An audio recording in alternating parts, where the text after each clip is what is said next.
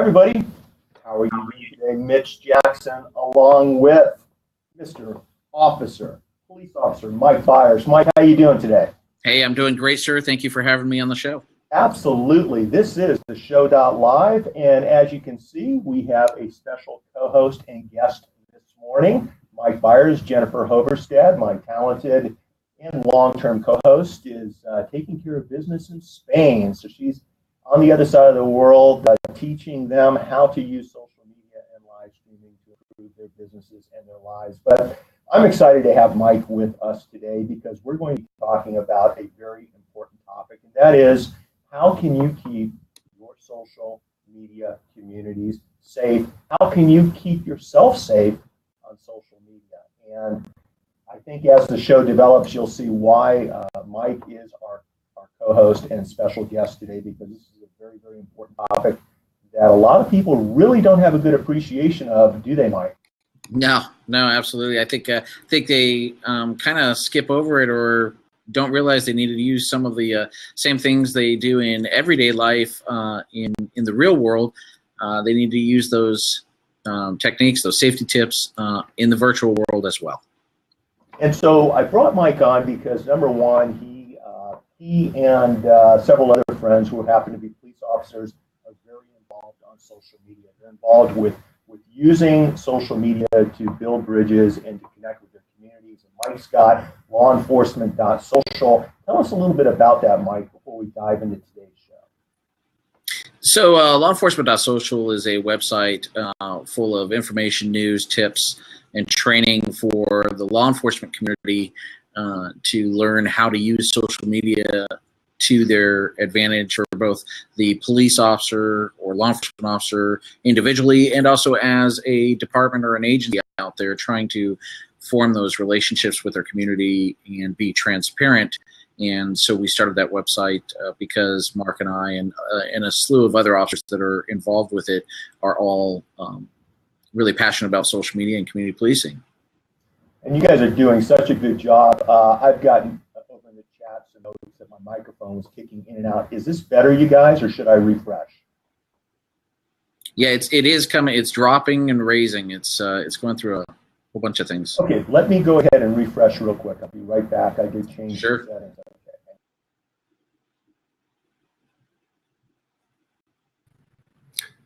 Okay, I am back. How does that sound? Way better. Way better. Sorry, guys. My bad. It's all about the settings, everybody, right? The settings life. But listen, I just learned something. We are on the Huzza platform. This is the platform that TheShow.live has moved over to. And thanks, everybody, over in the comments for letting me know that my audio wasn't coming in crystal clear. But one of the reasons, Mike, we're on this platform is because of the audio and the video. It's first rate, it's first class, and the co-founders of Huzza are really striving to have quality producers engage and use their platform. So we're honored to be here, and Huzza is one of the co-sponsors of today's show. Also on today's show, another co-sponsor is rightside.co, .live, .social. The new domain's on the right side of the dot, and we'd like everyone to reach out to rightside.co and check out all of the cool options they have to help distinguish yourself, to help make your business, your message unique on social media, and that's rightside.co. So Mike, let's dive into today's show real quick. And real quick, Mike's a police officer, as he just shared with you. I'm a trial lawyer here in California with 30 years of experience. And what we're finding is that this problem on social media, the problem of people committing crimes, the problem of people taking advantage of other people on social, it's not getting better. It's getting worse, and it's getting worse exponentially fast. And because of what Mike and I do, we're exposed to this problem more so than probably the rest of you.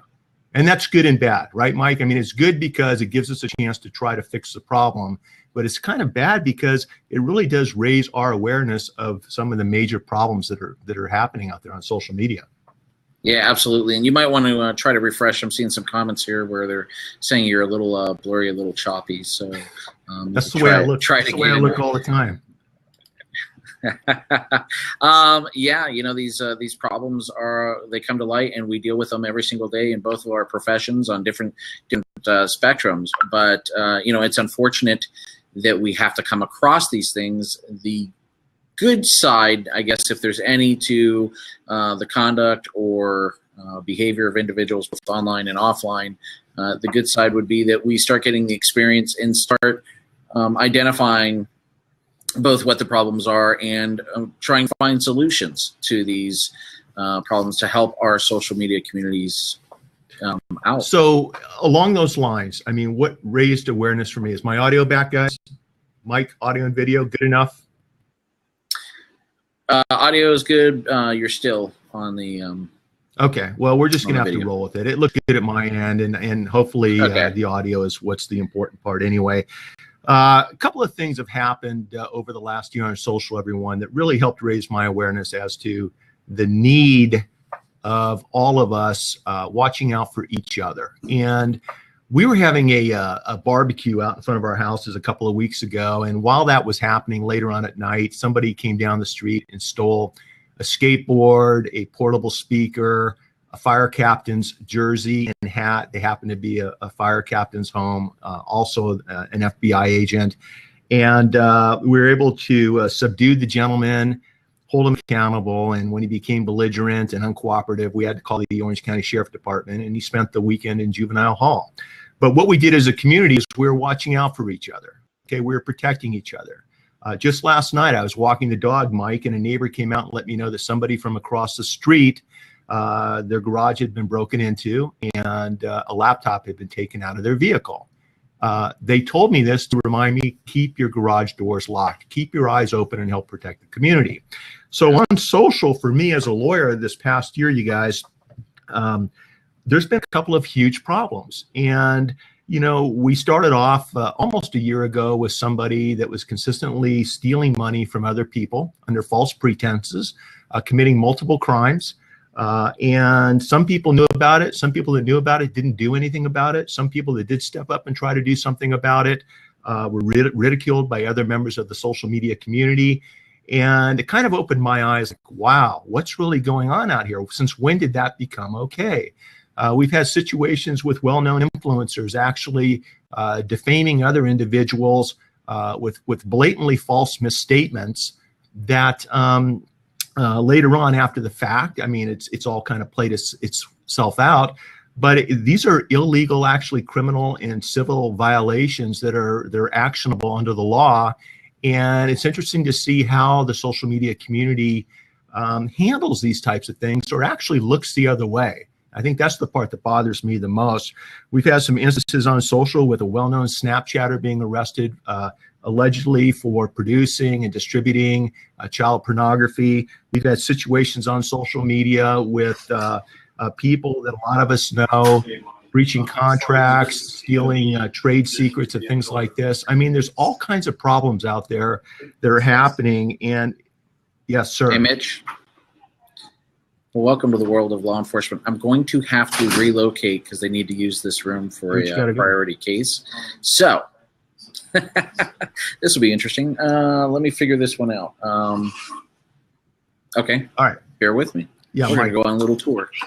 So while you're getting set up, let me just finish my thought process. Oh, no worries. And so I guess that raised in my mind, everybody, the concept that if we're using neighborhood watches offline to protect our neighborhood, our family, and our friends, why aren't we doing that online? Why aren't we doing that online to help protect our social media communities? Right? Can I use your office? And this is the beautiful thing about live streaming. Thank you, sir. Let me see if I can mute Mike. That's my boss. We said hi. Tell them the global world says hi. Can you hear me? And, no, I don't know. So actually, while Mike's relocating, I actually wrote a post, and I want to share it with you. Yes, y'all good in there? And the post can be found. Hey, Mike, can you mute your mic? Can you mute your mic, Mike, until you get set up? Okay. And I wrote a post that shared my concerns hopefully in a much more clear fashion over at streaming.lawyer. Check it out. I think it's the top post if you go over to that site that lays out some of the current concerns with respect to monitoring and protecting our online communities. And I'd be curious to get your feedback. What do you guys think about that? We've got some very well respected and heavy social media users over in the chat right now. And let me give a shout out because you guys are seeing this stuff happen every single day. We've got Huzza over in the chat. We've got Ross Brand, Nick Rishwain, Sue Chef. We've got Barb. Excuse me if I miss anybody. We've got a lot of people that are on social. Jennifer Quinn, who are engaging on social all the time. And, the question is, how do we handle these situations, right? What do we do when we see something wrong? How are they handling these things in our neighborhood watch situations? And how can we use some of those principles in our online social media communities? Look at Nick giving a selfie right there.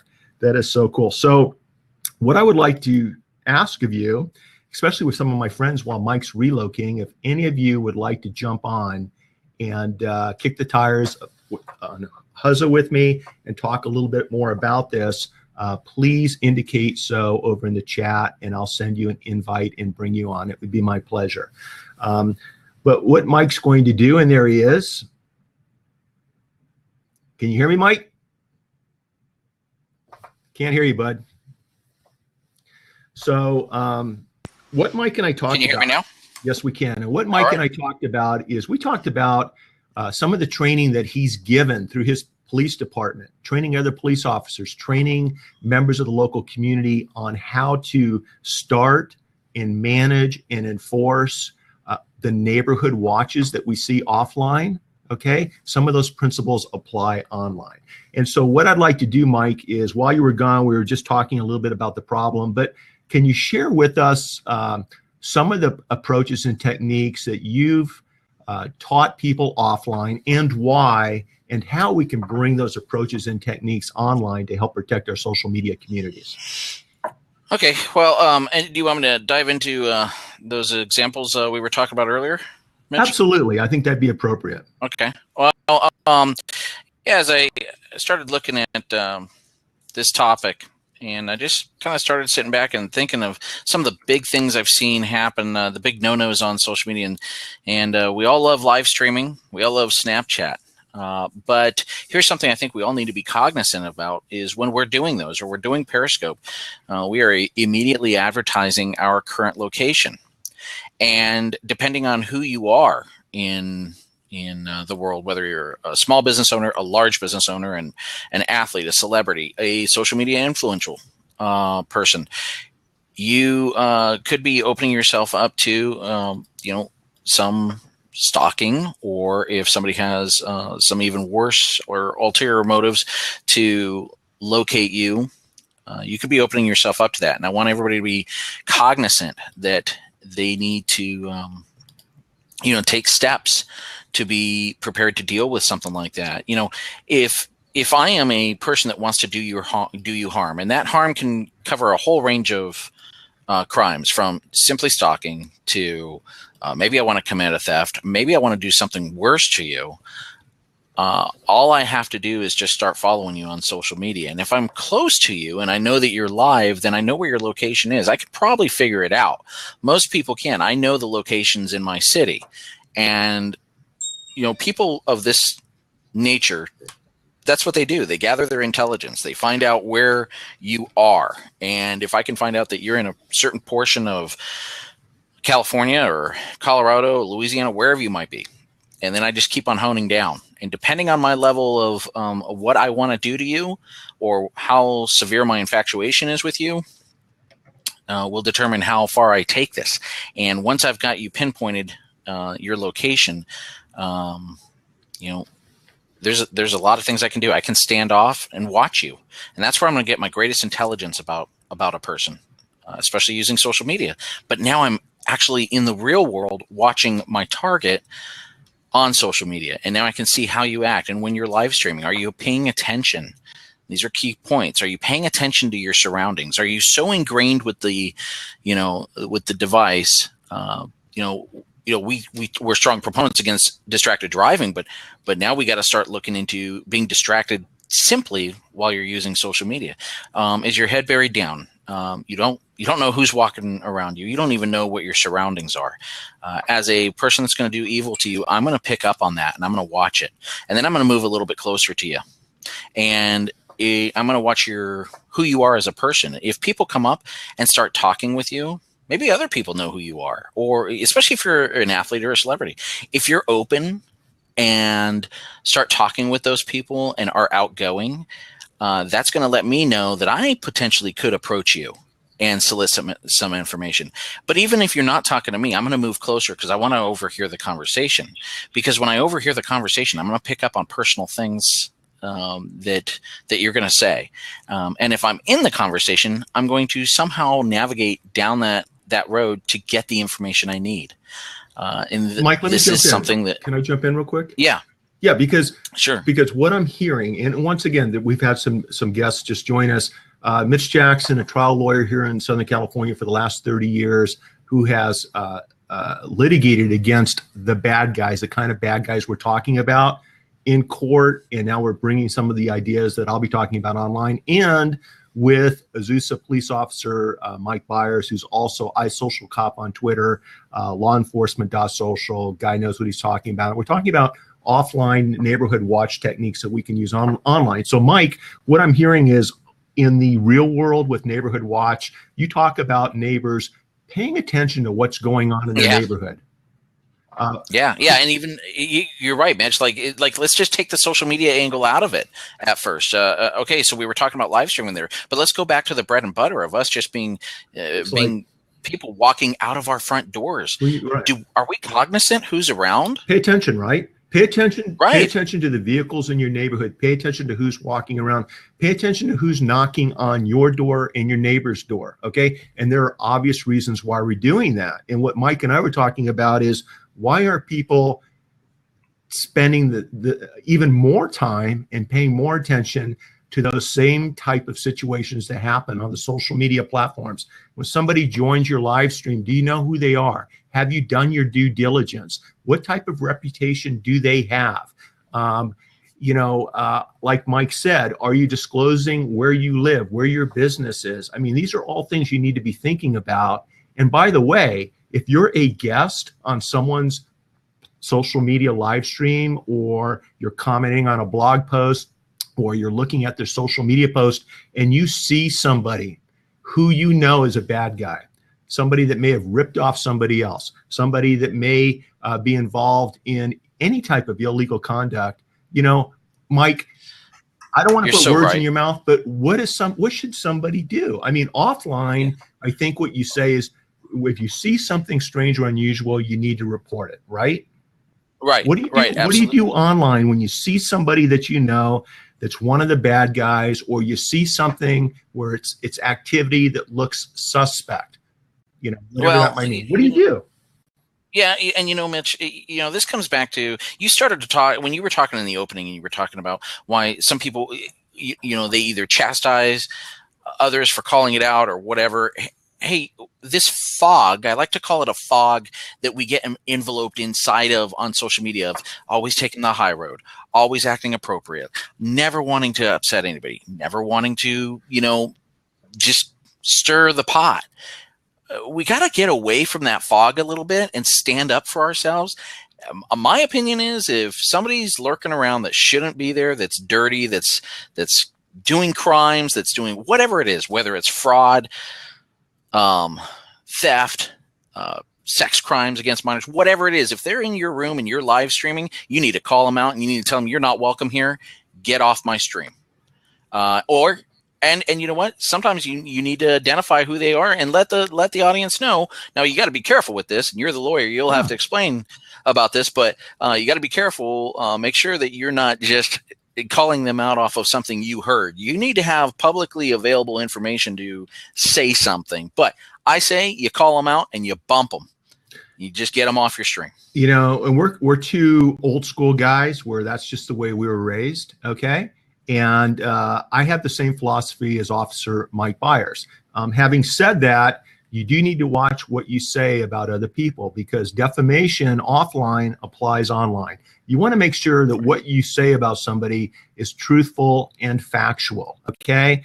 And unless you have personal facts as to what you're about to say about somebody else, it's probably not best. It's probably best not to say anything at all. And what I was going to suggest, Mike, is for people, if they have a reasonable suspicion of illegal conduct or inappropriate activity, whatever it might be, there isn't any reason why, when they're done with the show, they screenshot the show, they screenshot the blog post, they screenshot the avatar, whatever it might be, and contact their local police department, contact the local sheriff department. In other words, get the professionals involved and let them do an investigation to see whether or not the suspicion that you have, okay, is accurate. And real quick, Mike, over on the right, you guys, I shared, and I'm going to share it again. There's a post that I shared when Kim Garst and I did a show on how to deal with internet trolls. And you'll see how to stop trolls, and there's a link there. And in that article, I share applications and web services that allow you to put in somebody's name. Some of these services are free, some cost a little bit of money. Some we use as a law firm. I'm sure Mike in his police department may use some of these services to do their investigative services. But the point is you can plug somebody's name into these services, and the links I've included in the article to learn more about who you're dealing with. You can do your due diligence. And frankly, Mike and I had a situation where somebody was actually defaming me about something completely untrue and uncalled for. And we were able to use some of these resources with Mike's help and find out that somebody that was defaming me about mistreating women happened to be a registered convicted sex offender in the state of Ohio.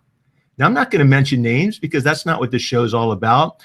But, you know, it's one of these things where you can learn a lot about somebody with really 5 or 10 minutes worth of work, with 5 or 10 minutes worth of effort. And when you're doing business with somebody, when you're entering into a business arrangement with somebody, you know, do your due diligence, right? Figure out who you're going to be doing business with. Figure out who you're going to be sending a check to.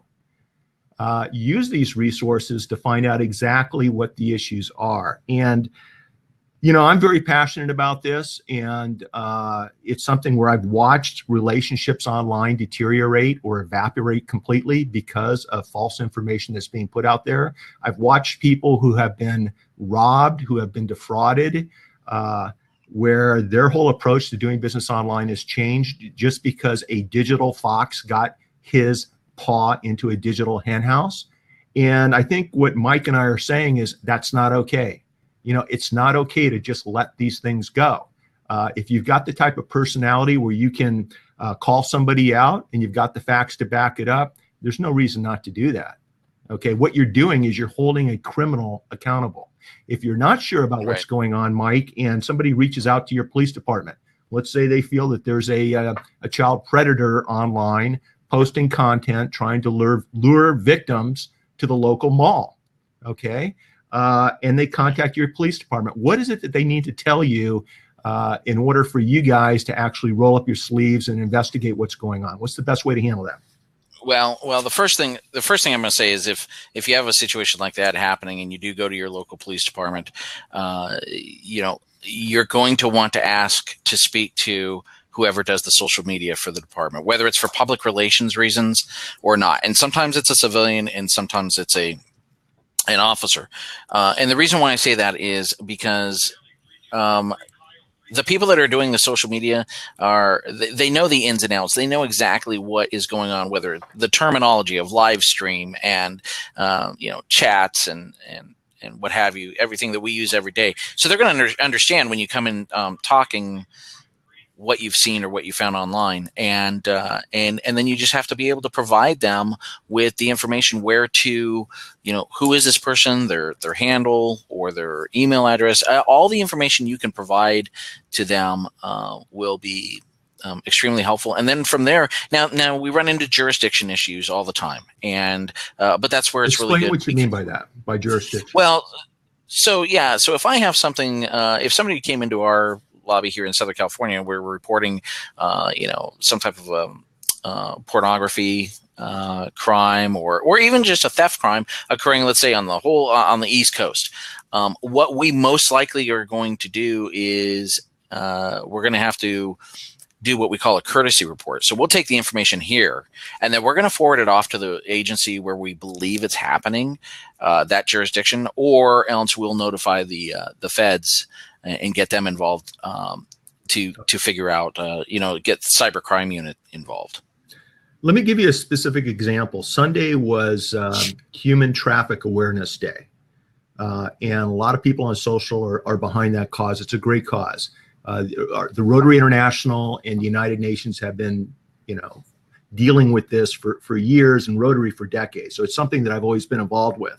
But a problem that a lot of people aren't aware of is at the middle school and high school levels, and this is throughout the country, criminals are using social media to lure young kids, primarily young girls, to parties. These girls are getting drugged. Their drinks are being drugged. They're being sexually assaulted and or raped. They're being videotaped and photographed, and ultimately being blackmailed and pulled into the sex trade. Okay, if you don't do what we tell you to do, we're going to reveal all this to everybody. Drugs start getting introduced into the equation, and things spiral downhill quickly. This happens in every community around the country, and it blew me away when I first learned about this. So as a parent, I'm on social media, Mike, and I see some type of post, some type of live stream promoting this type of party. I've heard rumors about these kids through other neighbors, through maybe a neighborhood watch type of scenario. And I'm made aware that this is going on.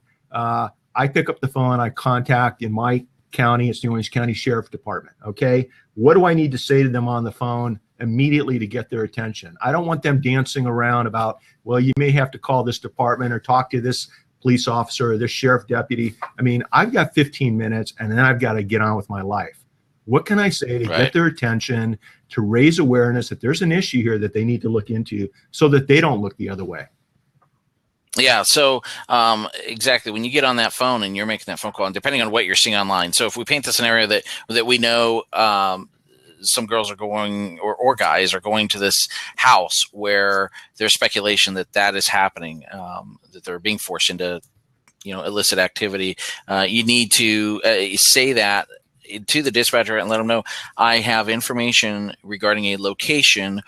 And you just say it like it is, where kids are being forced into, and don't dance around it, forced into sexual conduct, forced into prostitution, forced to take drugs, whatever it is, paint that picture clearly. A lot of times we get people that call and go, well, I think, well, if there's some doubt in your head, in your mind, then we're not going to really, we got to send somebody out. We got to look into this. Whereas opposed, if you're strong and you're firm and you're saying, hey, look, this is what's going on, and I need an officer or a deputy to come out to my house so I could show them exactly what I'm seeing online, they'll start responding. They'll get there. So Mitch, if it's something you think is going down right now, let's say it's Friday night, you're on the couch, you're surfing the net, and you see that this party is going on, you need to immediately take action and give law enforcement a call and tell them, hey, I think you need to get over to this house now.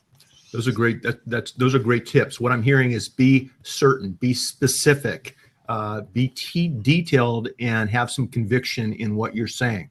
Because if you don't feel that way, and if there's doubt in your mind, then why would the police department feel that there's veracity to what you're saying? Let's back up a second. I want to open up the seats and invite people in a few minutes, you guys. There's a couple of questions.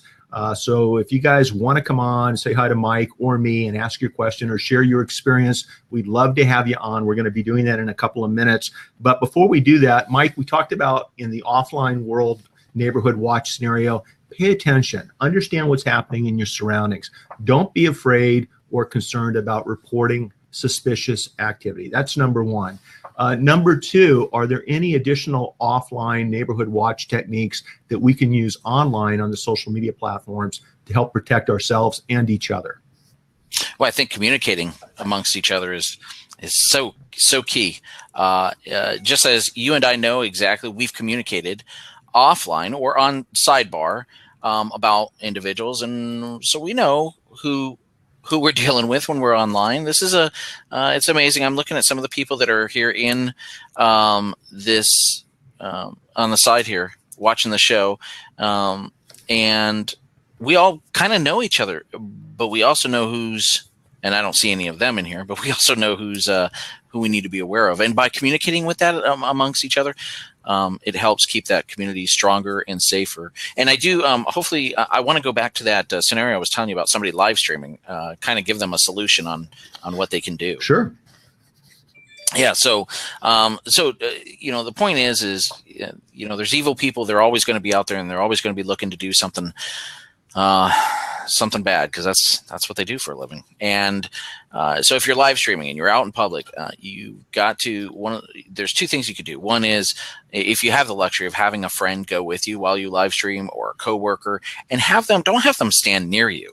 That's not the point. The point is to have them act as a layoff, basically. And that's what bad guys do, is they have layoff suspects. So have that person, stand away from you, literally far away, and have them watch what's going on around you. And they'll be able to see if somebody's clued in to you, and are they walking around you? Are they hovering? Are they watching you? And then when you leave and you're walking to your car, or going to drive away, whatever, have them gently follow you to see if the people are following. Are they taking note? Are they writing down your license plate number? So that's one tip. The second tip, if you don't have the luxury of having anybody go with you, don't set up a pattern. Don't always live stream Monday from the mall at 2:00 in front of your favorite coffee shop, because I'm going to know exactly where to come next week. And also, pick your head up and start looking around. And a little technique we teach new police officers. Now, it's top secret, but I'll tell everybody just in between here. us. So here's just between us, you and I.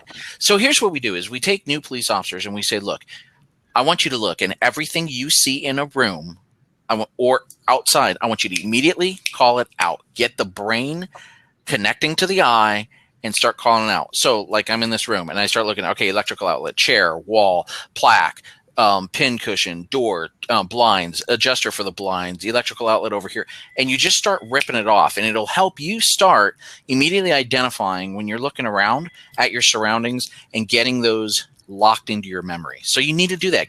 And here's the last part of this, the last tip. Bad guys hate it when you look them right in the eye. When you lock in and you've now identified who they are, they cannot stand it, because you are a perfect witness now. Great tips that work offline and online. And along those lines, Mike, I shared the link to the Troll article, because there are tools there that allow all of you to screenshot, whether it's a picture or a video, whether you have a Mac or a Windows device, what you're watching, okay? And those links are over on the right. And so if you see somebody, and this is the lawyer in me talking, if you see somebody doing something wrong, if you see somebody misleading somebody or trying to persuade a minor to do something illegal, capture the evidence if you can. Copy the link, the URL, and save it. Take screenshots of the screen so that the police department and the lawyers have evidence to use that can be put together over time to help prosecute somebody. What you think you're observing may be just a sliver of all of the evidence, the tip of the iceberg of what's really out there. And what I found, just as the lawyer getting the incoming phone calls from everybody, is almost without exception, the people that call me, Mike, regarding online fraud or people stealing their money, they think they're the only victim. And once I start talking to them and I hear the same name of the criminal over and over and over again, I let them know, no, you're the 10th person to call me about this particular individual. It's not you. You're a good person. It's this person. It's a bad person with improper and illegal motives. So if you capture this evidence, there's a pretty good chance that you're not the only one having an issue. And all of this evidence can be put together and sent over to the police department, sent over to the district attorney's office for criminal prosecution. If you've lost money from a civil perspective. If you've been defamed from a civil perspective, you can actually bring an action for restitution to get your money back, or you can sue somebody for defamation. So it's all a matter of doing what Officer Bires has mentioned, accumulating that evidence so that if you decide to do so, if the district attorney's office decides to do so, there's evidence there that allows you to move forward. Hey, Mike, we had a question here from Nick Rishwain. Actually, sure. Nick asked a couple, and let me just go to the first question. And Nick asked, do local police officers address online crimes these days? I thought it was more of a federal issue. That is a good question. Maybe short and simple answer, Mike. No, we do. All jurisdictions investigate them. Yep. Yeah. And what I found, though, is oftentimes if the investigating police department determines that the cause of that crime, we're here in California, but the criminals in New York or the criminals overseas, I'm not seeing those claims get a high level of priority because they're too difficult to prosecute, yeah. Right? Actually, international claims, they don't get prosecuted. They don't. That's why, because we don't have agreements with the majority of those countries where they're where they're operating out of. Nationally, though, the cool thing is yes, once we've identified somebody in another state. Now, my department is not going to handle an investigation for something happening out of this. Maybe out of Southern California, we won't. So if it's happening in Northern California, we're going to hand it off to Northern California or Arizona or such and such, because simply we don't have the funding to send detectives and surveillances out right. of our jurisdiction. But I'm thinking over time, I mean, since I first started seeing these problems arise maybe a decade ago, I'm guessing that the departments are being allocated more officers and more resources to take on this stuff because it's getting to be a bigger and bigger and bigger problem, right? Or at least that's the way it should be working. Okay, you just answered my question. Yeah, so let's do this. Nick, and this is great advice, Nick. Shouldn't we be using our cell phones to acquire the evidence? What an easy way to capture what's happening on your screen. What an easy way to capture what's happening offline in your neighborhood or online on your social media communities. Taking pictures of blog posts and comments, defamatory comments. I mean, what a great way to capture that information. Yeah. And if you're, I saw Nick had also said something about, hey, be careful about taking a suspect's license plate, that type of thing, or even video or picture of the suspect. Well, here's the thing: we've all gotten so much. This is normal behavior. If I can show it, this is normal. Right now, if I walk outside of this, I'm going to find, I guarantee you, I can walk 100 feet. I'm going to find somebody holding one of these in their hand. So if you're in there and I had a guy in a when I was getting my haircut, and he was acting slim shady. And so I just played it off like I was Snapchatting, that type of thing. I'm picturing him. I was taking his picture because if something went down, I've got Home Skillet right here on my phone. I love it. Yeah, some of the best evidence. So the point is, Mitch, is just do what you normally do. If you normally stand here, you can do that, or act like you're turn around and go, hey, what's up? Look, I'm over here. You're not focused on you. Don't focus it on you. Focus on the bad guy that's behind you. That's great advice. So here's what I'd like to do. My takeaway just from a lawyer's perspective, based upon what we've been talking about, is try to capture as much evidence as you can. Try to do your due diligence as best possible before engaging in business with someone, before deciding to do business with somebody. Find out who it is you're really talking to. Check out their past business history.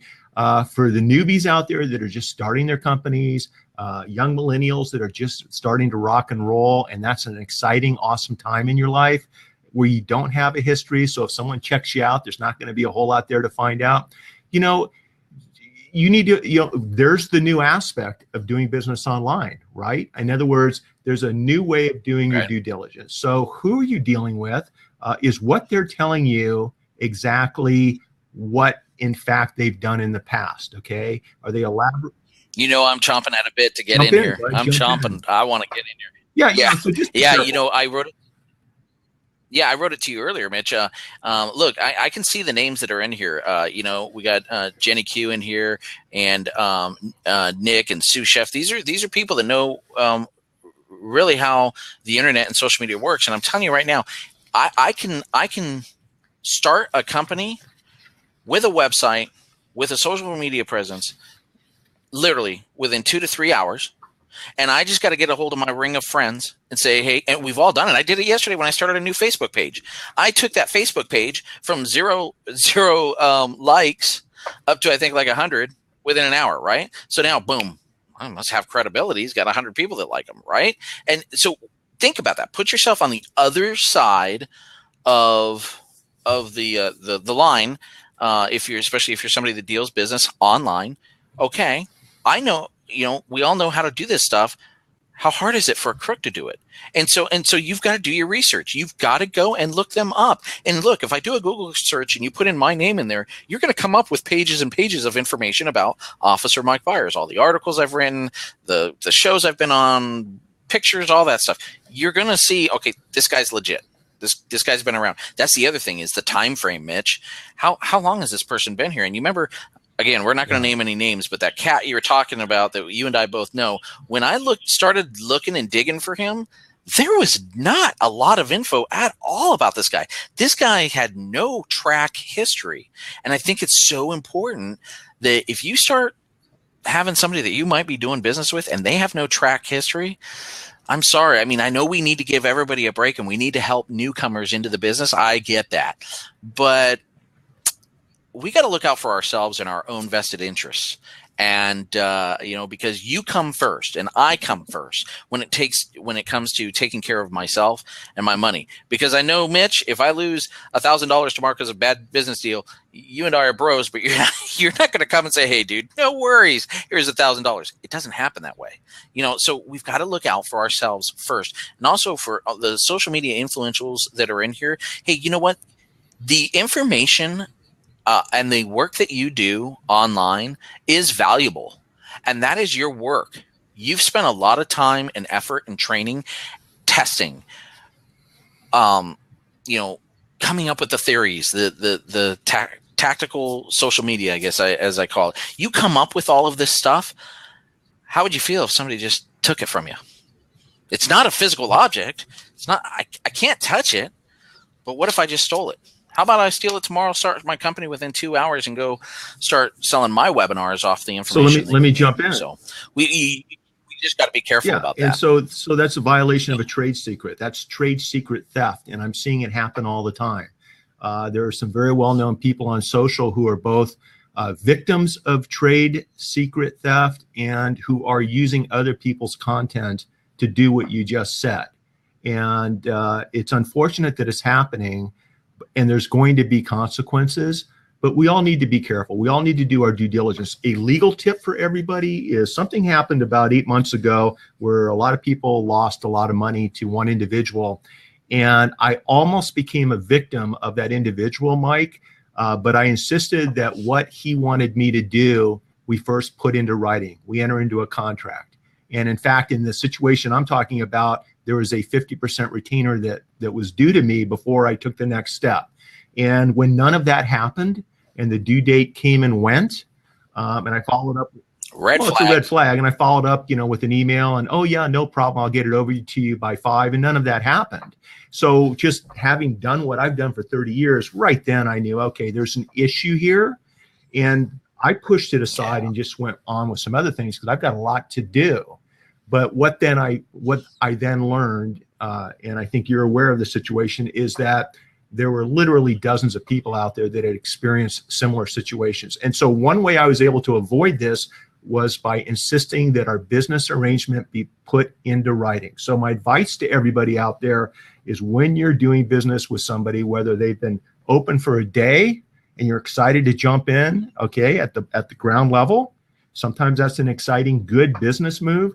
Or you're doing business with somebody that's been practicing for 30 years, regardless of what they do for a living, get it in writing. Okay, get it in writing and cross your T's and dot your I's. That will help protect you. You know what? I want to talk about that and the fact that, okay, so two legit people that are doing legit business, I would actually, my impression of you, if you were to come to me and you were to say, hey, Mike, I want you to build us a website and blah, blah, blah, and let's knock out a contract, I would be more impressed and love the fact that you asked for that, as opposed to getting upset and thinking you're questioning my honesty. For example, I had a parent that this is the first parent that asked me this. She's, my kids, they play together, and she was really nervous how she approached. She says, hey, look, I know you're a police officer, and I know you have a gun at home because you carry a gun all the time. I'll be honest, I'm scared when my kids are over here. And I said, you know what? I'm so glad you asked me that question. I was almost in tears, because I was like, here's a parent that gets it. And I walked her right in and I showed her exactly how my gun is locked up, lock and key, the minute I walk in the door of the house.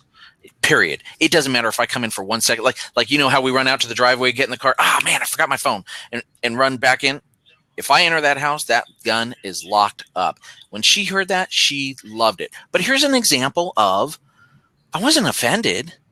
I embraced her question, like, hey, this is somebody that's legit, that cares, that's, Right. I loved it. So it's the same thing. So if you ask me, Mitch, if we're going to go into business tomorrow and start a hamburger store, and you say, hey, Mike, before we even talk, we need to put this down in writing, good to go, man, because now I know my interests are also protected. I love the fact that you brought that up, because I feel the same way. It shows me that the person I'm doing business with is a business person. They understand that contracts, they avoid misunderstandings between the party. Everybody's on the same page. Everybody knows what they're getting into. And frankly, when you're dealing with bad guys, they're not going to be signing these contracts. And if they do, it's a certain type of contract where it doesn't require them to pay anything out of money, so out of pocket, any money out of pocket. And that's a red flag in and of itself. So just be careful out there, you guys. Mike, what's interesting is during this show, I actually received a private message on Twitter, and it raises something that you and I talked about.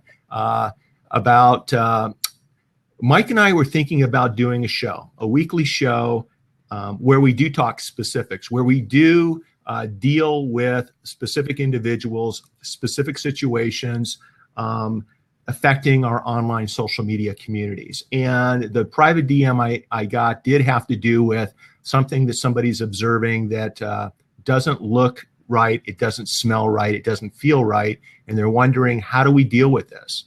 Okay, and that's the question that most people have when they call me. So Mike and I are curious if you guys would be interested in us, having this type of show, whether it's a weekly show or a bi-monthly show, where we actually talk specifics. I don't know. I mean, we haven't really kicked the tires on the idea too much, but it's something that I know Mike's 2 thumbs up on, and I'm getting there. I'm like 1 thumb up, and then this one's kind of like this. I'm almost there. because there are a lot of issues. What I don't want to do is I don't want to create a scenario, and I've seen this online, and Mike, I think this is something we do need to talk about. There are a lot of people that are wrongfully accused of doing something they never did. There are a lot of people that maybe say something in a way that they didn't mean, okay? We all make mistakes. At least I know I do. I don't know if you do, right, Mike, or anybody else watching, but we all make mistakes. And what Mike and I are talking about is the difference between making a good faith, honest business mistake and being that person that consistently engages in misleading, fraudulent, illegal conduct. And that's the difference, okay? Sometimes, with the issues of bullying and the issues of shaming and the issues of defamation online, because everything we do is being discussed, and it falls, it has to be true, it has to be accurate, it can't be misleading. And so there are some issues with what Mike and I are talking about, but we're wondering how many of you would be interested in participating in this kind of show. I mean, let us know over in the comments if you want to pop on and talk to us about this. Let us know in the comments if you want Mike and I to maybe take this one more step. I mean, it's up to you guys. What do you think, Mike? First of all, we're going to have to get Mike not to freeze up. Okay, so you're frozen at my end. Let me see. I'm looking over at the comments. Mike, why don't you refresh? Is Mike frozen at your end, everybody? Hey, Chris Strub, it's good to see you. Chris has just joined us. And let me see.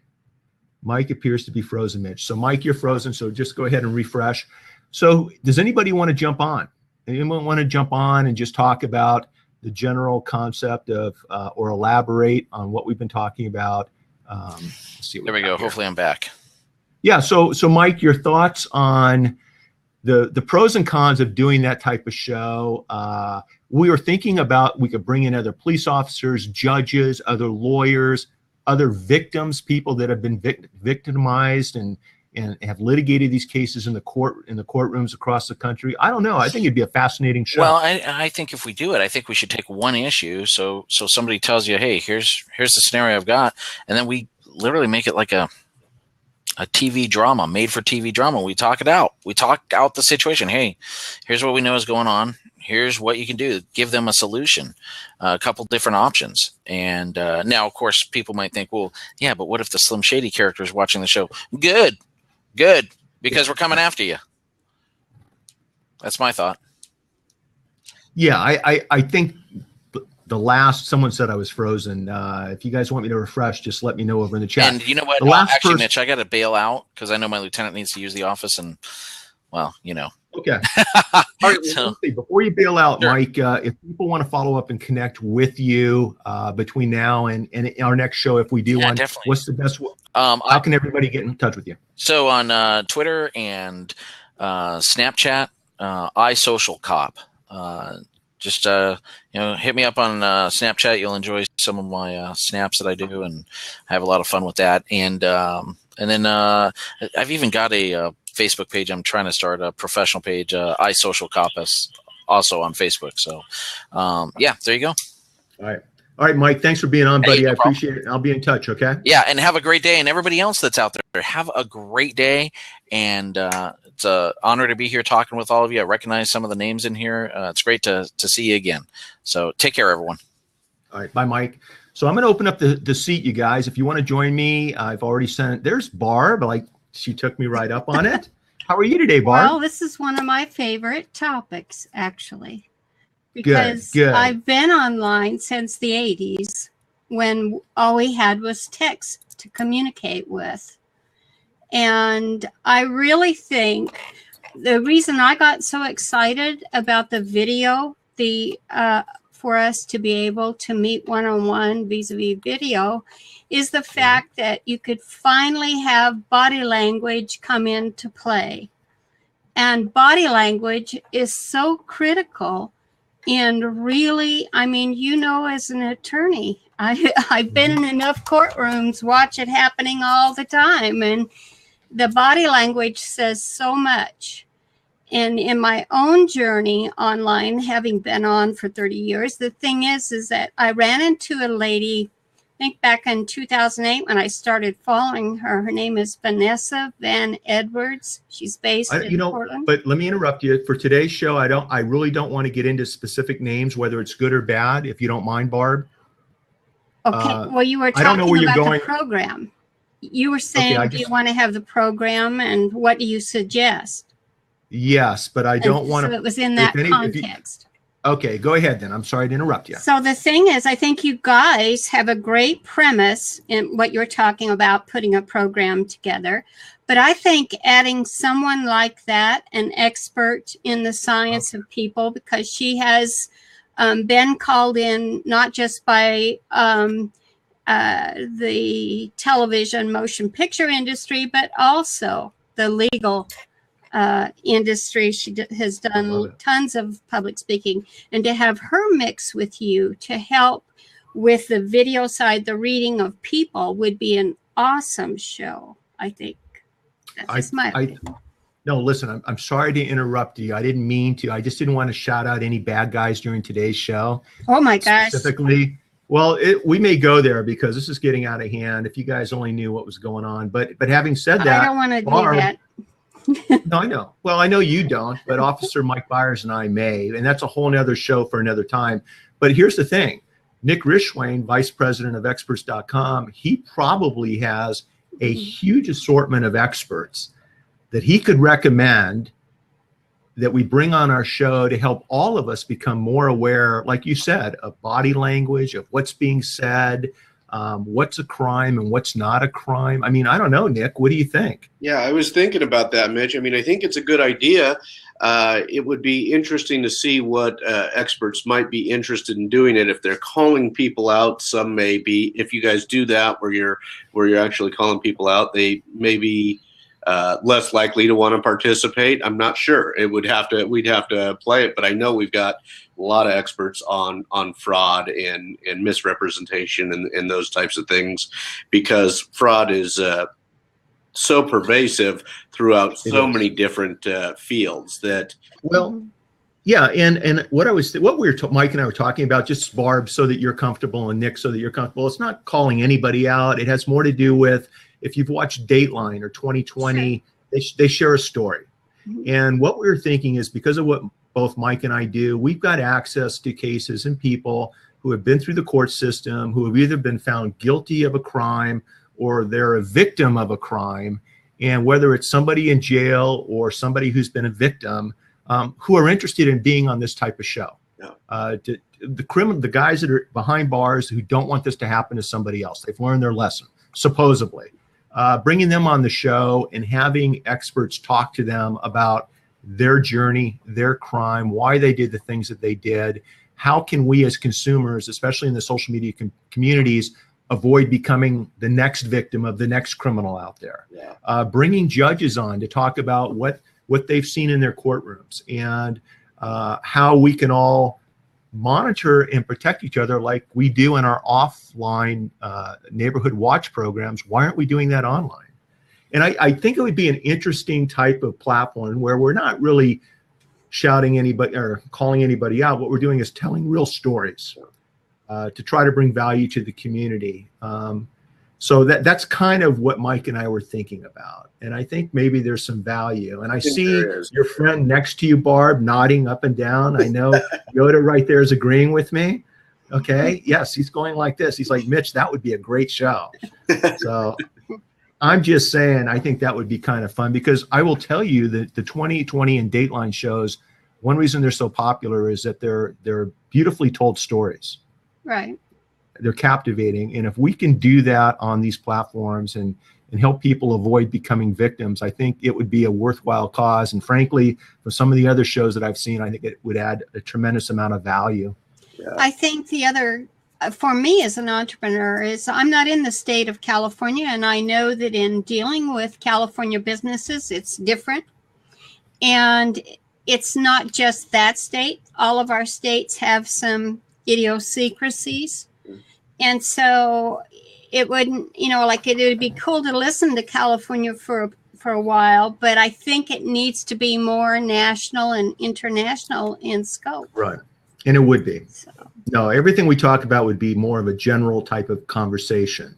Uh-huh. I think a big portion of that, Mitch, that you're talking about that would be great to hear or to have covered is oftentimes people are not aware of just how much damage or just how much harm is done to somebody when their information is stolen or their trade secrets stolen, or they encourage you to purchase something online because you're going to get this great value, but how much do they end up charging you, and you see no value? Those people are often don't understand what happens to the victim in those situations. And oftentimes, because of digital, because of social, a lot of the criminals are not held accountable. They're so hard to prosecute. Okay, it's so hard for governmental authorities to go after these people, and that's why if we self-police ourselves, and all of us as a community, watch out for who the bad guys are. Well, then the bad guys they're not going to be hurting at least my friends in my communities, because we're going to know who they are. Yeah, and There's some well-known influencers who have download programs that you can buy, courses you can buy, and they've reached out to me. They've had their entire websites duplicated and set up overseas, where people are ripping off their content, ripping off their name, ripping off their logo, their branding, and selling these fraudulent programs. And it's like, what can you do?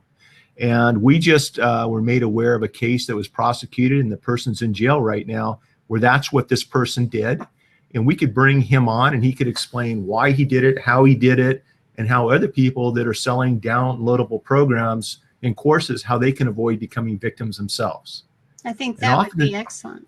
Yeah, and oftentimes it comes down to how you set up your website. Do you have the necessary security protocols and things like this?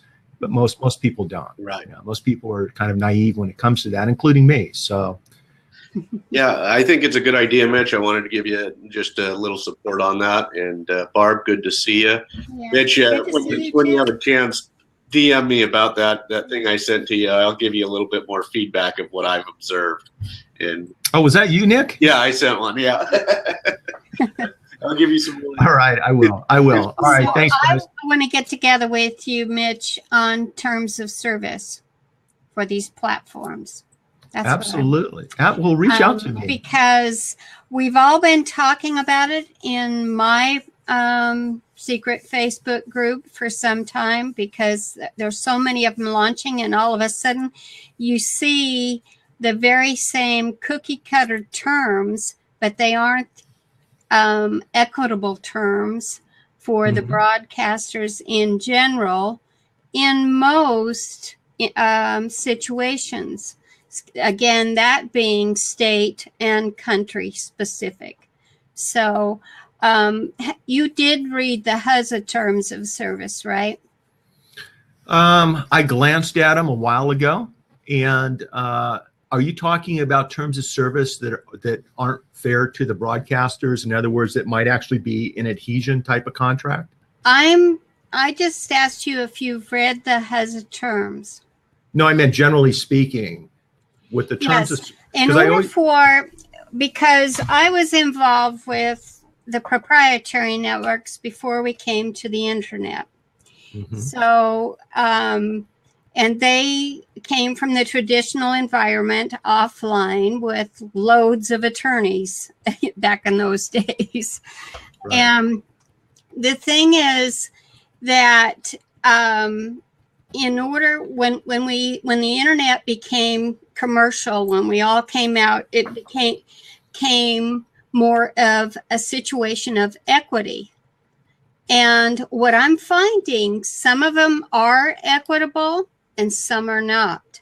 And I really think that some that are not, that resonate with us, they just need some guidance on how to fix it. And what I'm thinking is, it happened to me because I'm one of those that reads the paperwork before I do something. And this summer, there were a couple of platforms that totally resonated with me, and I went against my own principles and accepted the terms of service without reading it. And then later, as I read it, I said, well, wait a minute. As we get down the road, this is going to be a critical issue. Sure. And I thought, for someone of my background, if it happens to me, I mean, we're emotionally driven because we're all so excited about the capability of some of these platforms.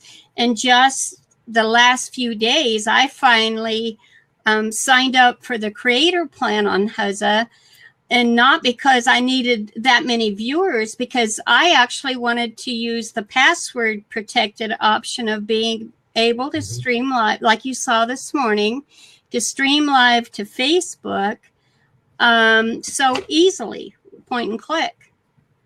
And in a way, it really does help, because I don't have viewers. When I look at terms of service, it's not an issue for me. And I'm sure the fellas don't think about it at all. But as a business person on the other side, as a commercial broadcaster, I have to look at terms of service differently. So that's what we'd like to get together with you to discuss terms and what our concerns are as a community, not Barb as an individual, but how do you read that and whether or not they should be brought up. And I'll let you in on a little secret. So for those people watching the live show and or the recorded show, terms of service, TOS agreements, control who has the legal rights to the content that's being generated on these platforms. They talk about and control and dictate what type of content, who can use these platforms, when can it be used. It's the who, what, when, where, how, and why of these platforms, okay? Exactly. And what Barb's mentioning is years ago, much of the terms of service agreements that we're seeing were put together for offline usage and then simply copied and pasted into the websites for these online platforms. So they really don't accommodate many of the concerns, for example, that maybe Barb's sharing with how we're using these online platforms. Then the terms and service agreement clauses oftentimes substantially favor the provider and Certainly. and take away or strip rights of the user. And I get all that. And that's why people need to really read the TOS agreements if they're that concerned about the content. Okay. Mm-hmm. So I will Use tell of you, content. but I'll tell you, Barb, a couple of providers that I've reached out to on behalf of clients were more than willing to modify and change the generic terms of service agreements because they were simply using what their lawyers told them to use. And after a position was presented that said, hey, listen, broadcasters aren't going to be using your platform if they can't take that video and use it on YouTube and Facebook Live also. And the platform's like, we didn't even think about that. That's a great concern. We could care less. As far as we're concerned, you own the content, not us. And then when we point out that the terms of service agreement actually give them ownership rights and not us, they've been willing to actually modify that. So sometimes it's just a matter of, it's just the issue. I think that. I was just going to say, sometimes it's just a matter of raising the issue with the provider so that they know what the concerns are. It's all about communication, right? And everything that Officer Bires and I were talking about. Awareness and communication. Maybe we could have done this whole show in one sentence. And by the way, I loved your video. I did look at it this morning. Very well done. Very beautiful. I don't want to ask you where you were shooting, but Barb shared a view of beautiful trees and a lake in the background, and that was awesome. That's one of the things I like about live streaming. Yeah, very cool. Thank you.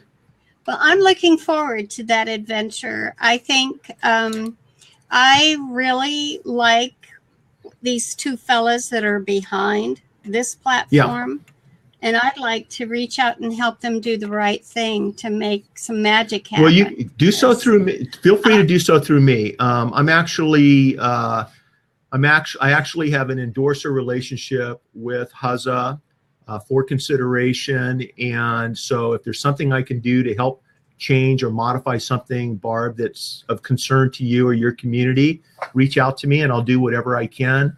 I like this platform. I like what Nick and Justin are, the philosophy behind it. I like the quality of the video and the audio. Generally, the problems are either at my end or maybe at a viewer's end, but their platform seems to be working pretty well. And I like the fact that they're looking to get quality content on this platform. They're not interested in opening this up for late night, drunk talk. That's not where their heads are at. And frankly, that's not where mine is either. So what we wanted to do today is just kind of spin the tires a little bit, kick the tires a little bit about, the issue of everybody being aware of protecting yourself and protecting your community online, especially our social media communities. Be careful, everybody, with who you're engaging with, what you're doing, what you're saying, what you're agreeing to do. And it was fun having Mike here as my co-host today on the Show.live, Barb. That was really cool. I love what Officer Bires is doing along with Mark Marty over at lawenforcement.social. They're doing some really cool stuff. And next week, real quick, before we wrap up, Barb, we have Lauren Gaglioli on the show, and Lauren is the founder of Higher Test Scores Test Prep. It's an online SAT and ACT course.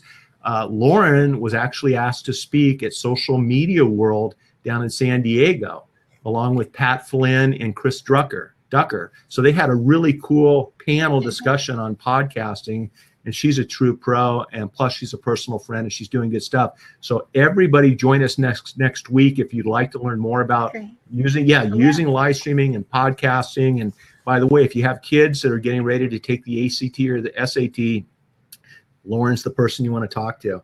So Barb, thanks for helping me close out today's show. It really means the world to me. I appreciate it. And for all of you that stopped by today, Jennifer told me she wanted me to tell everybody hello. She'll see us next week.